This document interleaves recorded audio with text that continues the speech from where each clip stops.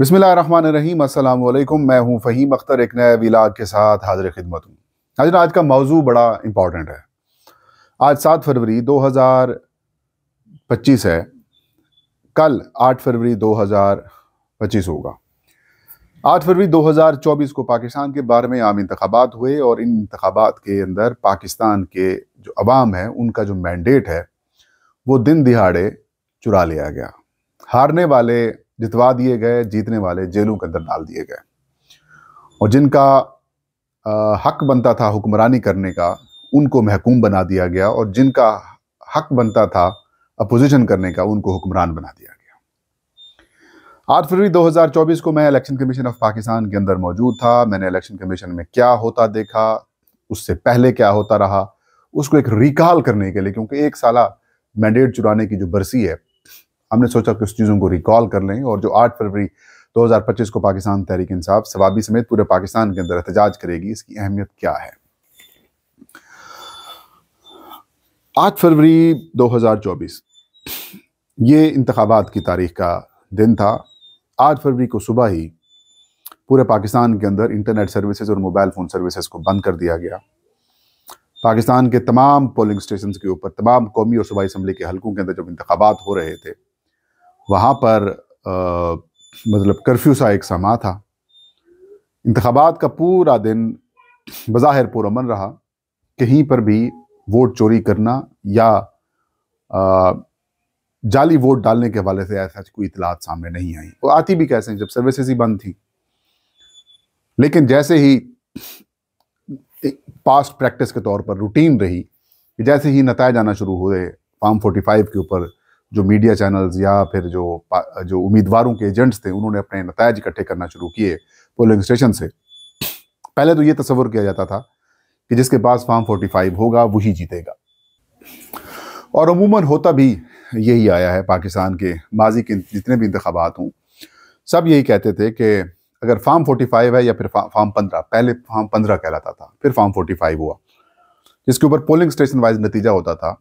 वो जिसके पास original copy होगी तो वो जीत जाएगा, फिर आप जहां पर भी लेके जाएंगे आपको कोई हराने वाला नहीं होगा।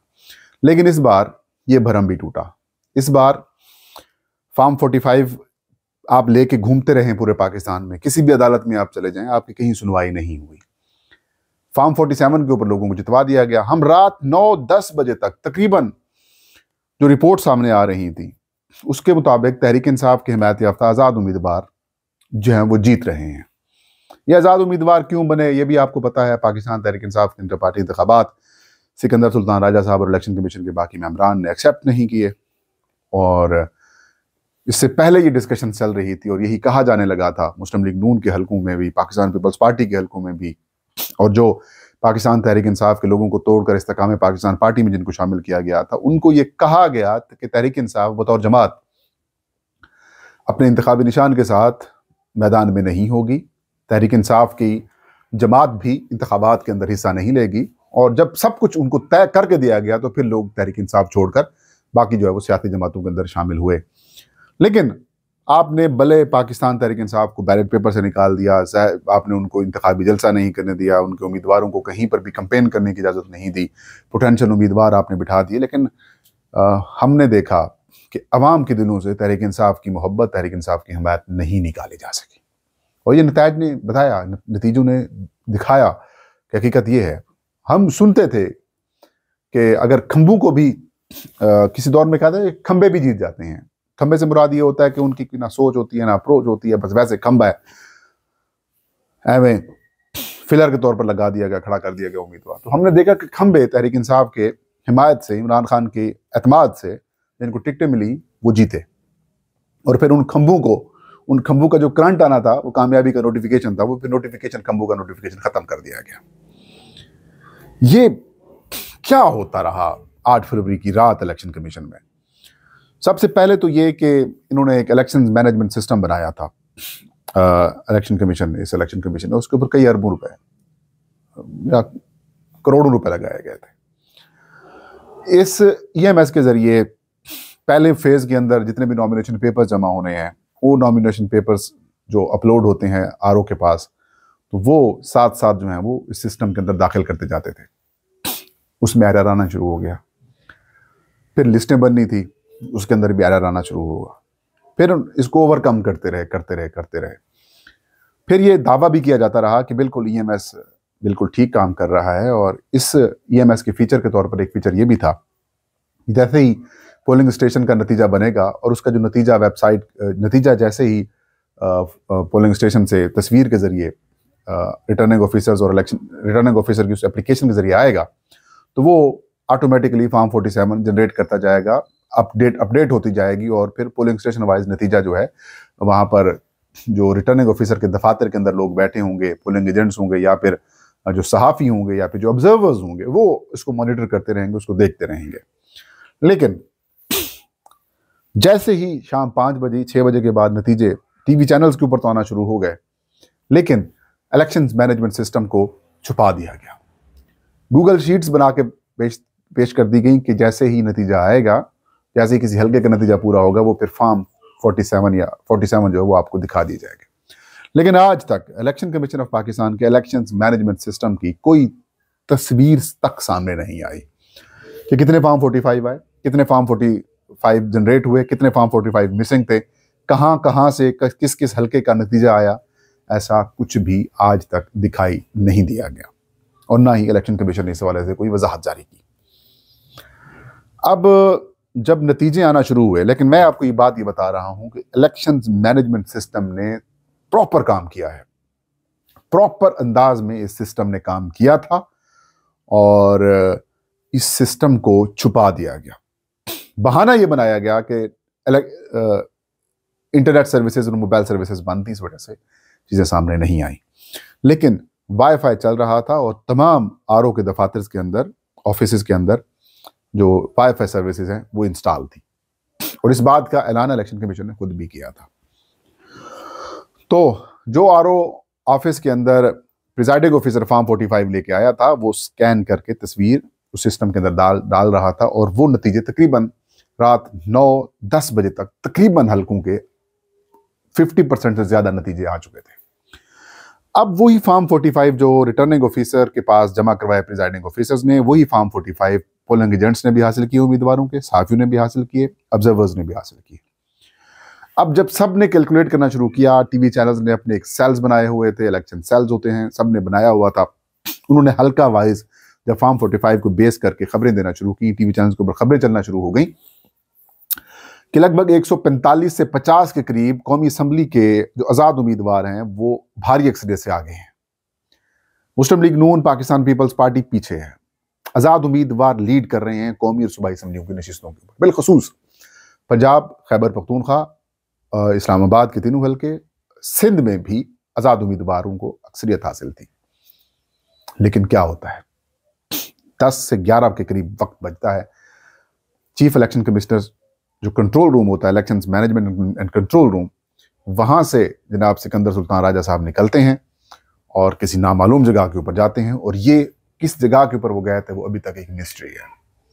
मैं अपने एक और साथी रिपोर्टर के साथ मैं कंट्रोल रूम का विजिट करता हूँ। कंट्रोल रूम का जब मैंने विजिट किया, मैं देखा वहां पर I think member Punjab Babar Hasan Bharwana Sahab बैठे हुए थे, कोई सेक्रेटरी साहब थी या फिर ऑफिसर्स भी वहां पर मौजूद थे। तो वहां पर एक दो दोस्त हैं, सोर्स हैं, उन्होंने उनसे मेरी गपशप हुई। तो फिर मैंने उनसे पूछा, जो दूसरा रिपोर्टर हैं वकास अहमद साहब एक्सप्रेस टीवी में होते हैं, वो भी मेरे साथ थे।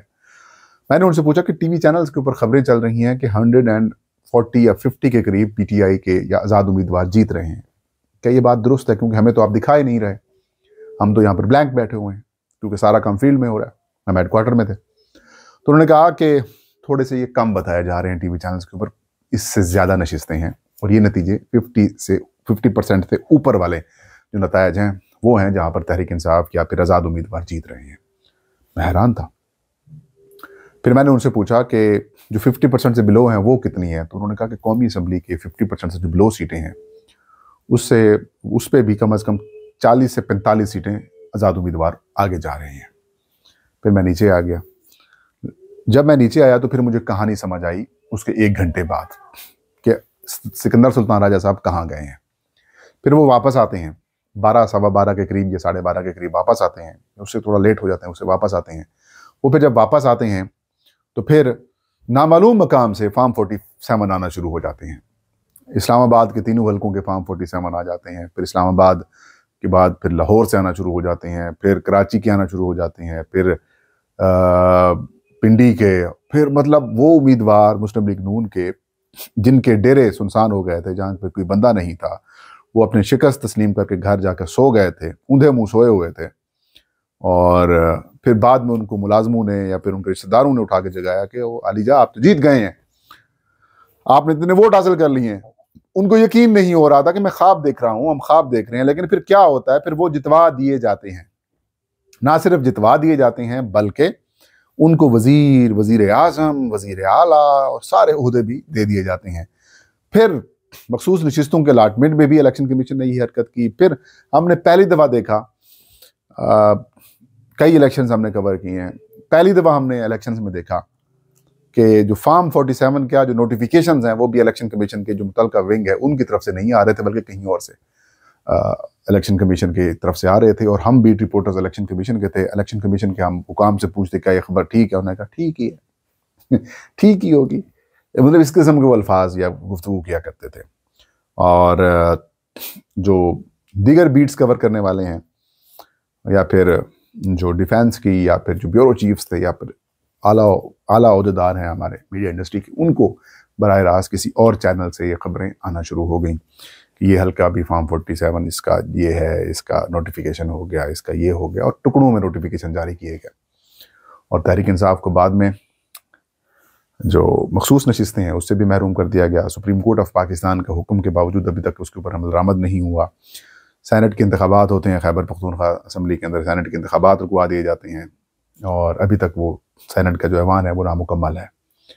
तो उसकी वजह से अभी तक पाकिस्तान के सियासी जो आप कह सकते हैं कि अदम इस्तेकाम है वो ख़त्म नहीं हो सका। पाकिस्तान अभी भी सियासी इस्तेकाम का मुंतज़िर है। सियासी इस्तेकाम आएगा, मौशी इस्तेकाम आएगा, पाकिस्तान में अमन कायम होगा, पाकिस्तान में सरमायाकारी होगी, लोगों के मौशी हालात बेहतर होंगे, लोगों को रोज़गार मिलेगा। लेकिन अभी फ़िलवक्त अभी तक की जो कोशिशें हैं हमारी ताकतवर हलकों की हो या फिर मौजूदा हुकूमत की हो या सिस्टम की हो, वो यही है कि 8 फरवरी 2024 की रात को होने वाले जो अवामी मैंडेट के ऊपर जो डाका है, जो डकैती है, जो चोरी है, जो सरेआम डाका मारा गया, उसको कवर अप कैसे करना है। उसके बाद आप देख सकते हैं कि अभी तक पाकिस्तान ना तो इस्तेकाम आया है, ना ही इंतखाबात की उस हकीकत को लोग तस्लीम कर रहे हैं। जो नतायज हैं उसको तस्लीम नहीं किए जा रहे। और इम्कान ये है कि जो 8 फरवरी तहरीक इंसाफ पाकिस्तान भर में एहतजाज कर रही है, जिसको इमरान खान साहब कहते हैं कि रेफरेंडम है, कि लोग अभी भी इस बात के मुंतज़िर हैं कि एक ऐसी तहरीक हम चलाएं जिससे जो मौजूदा सिस्टम, मौजूदा हुकूमत है, ये जो एक चोरी के ऊपर कायम की गर्दा हुकूमत है, इसका खात्मा जो है वो मुमकिन हो सके। ये था आज का वीलाग। हमने 8 फरवरी 2024 के अंदर जो कुछ हुआ उसको थोड़ा सा कवर करने की कोशिश की है। इंशाल्लाह दोबारा किसी और वीलाग के साथ मैं हाजिर हूँगा। तब तक मुझे इजाज़त दीजिए। अल्लाह सब का हामी नासिर हो।